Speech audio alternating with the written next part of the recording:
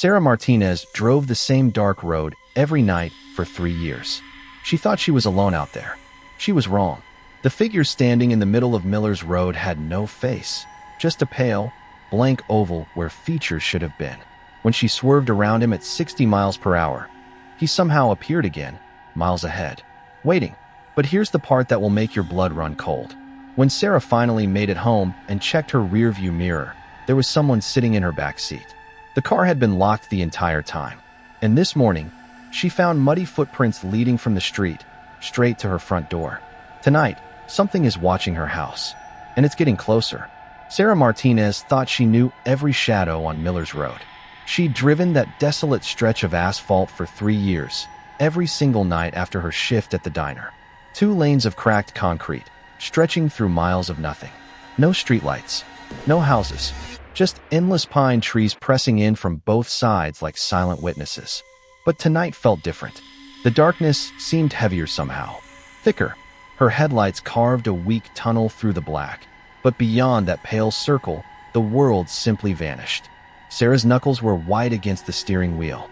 She told herself it was just the late hour, the exhaustion from pulling a double shift. But deep down, something primitive was screaming at her to turn around. That's when she saw him. A figure standing motionless in the center of the road, maybe 200 yards ahead. At first glance, human, tall, perfectly still. Sarah's foot found the brake pedal. The headlights illuminated his back, broad shoulders and what looked like a dark coat. No reflective strips, no warning lights, nothing. Just a man, standing in the middle of nowhere, at 2 in the morning.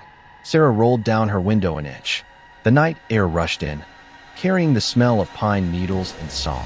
Something sweet and rotten. But before she could call out, he moved. Not quickly, not frantically, with the slow, deliberate motion of someone who'd been waiting. He simply stepped sideways and melted into the tree line. Gone. Sarah's hands trembled as she pressed the accelerator. She whispered to herself that it had to be some drunk guy walking home. But her voice sounded thin, unconvincing, even to her own ears. She drove faster now, the speedometer needle climbing past the limit. The pine trees blurred into walls of black on either side. Her breathing was shallow, rapid. 1 mile passed, then another. The radio crackled with static, then went silent. That's when she saw him again. Same posture, same dark coat. But this time, he was facing her. Sarah's world exploded into chaos as she slammed the brakes. Her purse flew off the passenger seat, scattering contents across the floor. The car skidded, fishtailed, then jerked to a stop. 50 feet away, he stood there, waiting. Where his face should have been, there was only a pale, featureless oval. Smooth, blank, like an egg. Sarah's mouth went dry. Her tongue felt thick and useless. How was he here? How had he gotten ahead of her? She'd been driving 60 miles an hour on a straight road. There were no side streets, no crossroads, nothing. Sarah gunned the engine and swerved around him. Her side mirror caught a glimpse of him as she passed. Still motionless, still watching. And then she heard it.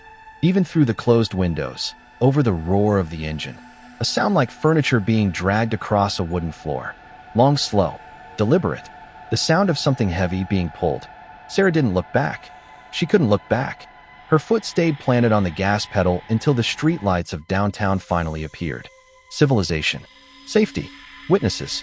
She pulled into the first gas station she saw, hands still shaking. That's when she made the mistake of checking her rear view. The shadow of a head, sitting in her back seat. Just for a moment. Just long enough to see. Then nothing. Sarah threw herself out of the car, stumbling backward over the curb. She yanked open every door, checked under every seat. The car was empty. It had been locked the entire time. But the smell lingered. Sweet. Rotten. Wrong. Now Sarah sits in her apartment, 3 blocks from Miller's Road. Every creak makes her jump. Every shadow seems to move. She's called in sick to work. Can't bring herself to drive that road again. But here's what she hasn't told anyone. The thing that keeps her awake, staring at her bedroom ceiling. This morning, she found muddy footprints on her front porch, leading from the street to her door. Size 12 boots, still wet from the dew. And tonight, when she peers through her curtains, she swears she can see a figure at the end of her driveway. Tall, still, patient, wearing a dark coat, waiting. The footsteps outside her window are getting closer now. Slow, deliberate, like someone dragging something heavy across wooden floors. Sarah Martinez thought she knew every shadow on Miller's Road. But some shadows follow you home, and they never stop watching.